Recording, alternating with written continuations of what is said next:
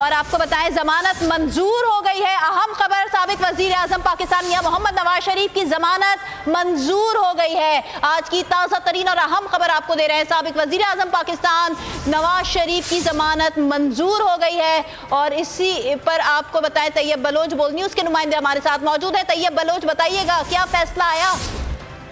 Supreme court ने मुख्तर फैसला सुना दिया है और सुप्रीम कोर्ट की जानिब से नवाज शरीफ की दरखास्त जमानत फितरी बुनियादों पर मंजूर कर ली गई है और नवाज शरीफ को 6 हफ्तों की जमानत दी गई है और 6 हफ्तों के लिए नवाज शरीफ को जो सजा हुई थी वो मुअत्तल कर दी गई और इन 6 हफ्तों में नवाज शरीफ अपना इलाज मुआवजा करा सकेंगे। तहम सुप्रीम कोर्ट ने यह भी शर्त लगाई है कि नवाज शरीफ इन 6 हफ्तों में बैरून मुल्क नहीं जा सकते बल्कि वो अपना इलाज मुआवजा पाकिस्तान में ही रहकर कराएंगे।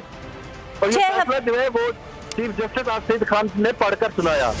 6 हफ्तों की जमानत में बैरून मुल्क जाने की इजाजत नहीं होगी तैयब बलोच? सुप्रीम कोर्ट के फैसले में यही कहा गया है कि नवाज शरीफ की जो सजा है वो 6 हफ्तों के लिए मुअत्तल कर दी गई है और नवाज शरीफ को 6 हफ्ते दिए गए इलाज मुआवजे के लिए, लेकिन वो अपना इलाज मुआवजा पाकिस्तान में ही रहकर कराएंगे, उनको बैरून मुल्क जाने की इजाजत नहीं दी गई। और अदालती फैसले में आया क्या तैयब बलोच, ये भी बताइएगा कि जो दलाइल दिए जाते रहे उसके बाद फैसला महफूज किया गया, तमाम तरह अदालती कार्रवाई का अहवाल बताएं। जी, आज जो है वो ख्वाजा हारिस की जानिब से सुप्रीम कोर्ट में तफसीली बहस की गई और दलाइल दिए गए और ख्वाजा हारिस की जानिब से सुप्रीम कोर्ट से 8 हफ्ते तलब किए गए थे और कहा गया था कि नवाज शरीफ को इलाज मुआवजे की खर्च के लिए 8 हफ्ते दरकार है। तमाम सुप्रीम कोर्ट ने ख्वाजा हारिस की 8 हफ्तों की इस्तदा को तो मुस्तरद कर दिया। तमाम सुप्रीम कोर्ट की जानिब से नवाज शरीफ को इलाज मुआवजे की खर्च से 6 हफ्ते दिए गए हैं और साथ ही ये कहा गया है कि नवाज शरीफ बैरून मुल्क सफर नहीं कर सकेंगे और वो अपना इलाज मुआवजा पाकिस्तान में रहकर ही कराएंगे। तैयब बलोच हमारे साथ ही रहिएगा। बोल न्यूज के नुमाइंदे इस खबर के बारे में अपडेट कर रहे हैं। नवाज शरीफ की 6 हफ्तों के लिए जमानत को मंजूर कर लिया गया है। ख्वाजा हारिस और वकील नवाज शरीफ की जानिब से दलाइल दिए गए और ये इस्तदा की गई 8 हफ्तों की जमानत को मंजूर किया जाए, लेकिन अदालत की जानिब से जो मंजूरी की गई है वो 6 हफ्तों की मंजूरी की खबर है। जमानत मंजूर हो गई है साबिक वजीर आजम पाकिस्तान की। और तैयब बलोच बोल न्यूज के नुमाइंदे हमारे साथ मौजूद है। तैयब बलोच, सुबह से लेकर अभी तक की कार्रवाई का अहवाल बताइएगा।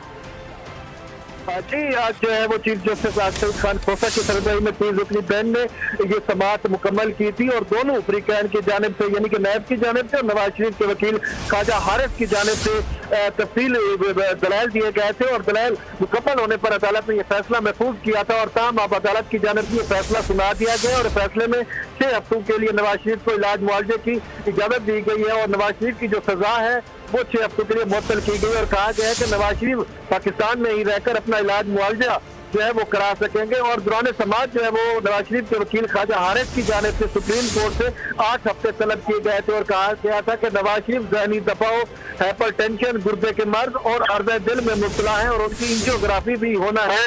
उसके साथ साथ उनका ये भी कहना था कि नवाज शरीफ को जो है वो गर्दन से दिमाग को लेकर जाने वाली शरियान जो है, जो खून लेकर जाती है दिमाग तक, वो 43% बंद है और उनकी एंजियोग्राफी की जरूरत है। तो इसी बुनियाद के ऊपर उन्होंने अदालत से इस्तदा की थी कि नवाज शरीफ को 8 हफ्तों की मोहलत दी जाए और 8 हफ्तों की जमानत देकर दी जाए ताकि नवाज शरीफ अपना इलाज मुआवजा करा सके। तब अदालत की जानिब से नवाज शरीफ को 6 हफ्तों की मोहलत दी गई और 6 हफ्ते नवाज शरीफ को दिए गए हैं ताकि वो अपना इलाज मुआवजा पाकिस्तान में रहकर ही करा सके। और साथ ही सुप्रीम कोर्ट ने शर्त लगाई है कि नवाज शरीफ बैरून मुल्क जो है वो नहीं जा सकते। और इसके साथ साथ सुप्रीम कोर्ट के फैसले के अंदर ये भी कहा गया है कि हाई कोर्ट जो है वो दोबारा इस नवाज शरीफ की जमानत से मुतल्लिक जो है वो फैसला करे और चूंकि हाई कोर्ट के अंदर भी ये केस ज़ेर समाअत है तो सुप्रीम कोर्ट ने हाई कोर्ट को भी हुक्म दिया है कि वो नवाज शरीफ की जमानत से मुतल्लिक और नवाज शरीफ की जो सजा मुतली है उससे मुतल्लिक मामले को दोबारा देखे। जी अच्छा, साथ में तैयब बलोच ये भी बताइएगा, ये तो इलाज मुआवजे के लिए 6 हफ्तों की मोहलत दी गई है और अब जो सियासी गहमा गहमी या सरगर्मियां होंगी उस हवाले से कुछ